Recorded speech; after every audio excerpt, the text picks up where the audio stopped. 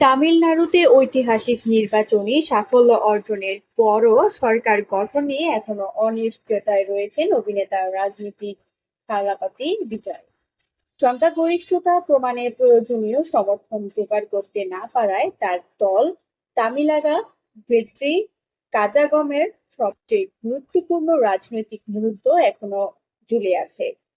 শুক্রবার রাত পর্যন্ত সরকার গঠন প্রায় নিশ্চিত বলেই মনে হচ্ছিল, তবে শেষ মুহূর্তে নাটকীয় মোড় নেয় পরিস্থিতি। ছোট দুই দল টিটিভি দিনাকরনের আম্মা মাক্কাল মুন্নেত্র কাজাগম এবং ইন্ডিয়ান ইউনিয়ন মুসলিম লীগ স্পষ্ট জানিয়ে দেয় তারা টিভি কে সমর্থন দেবে না।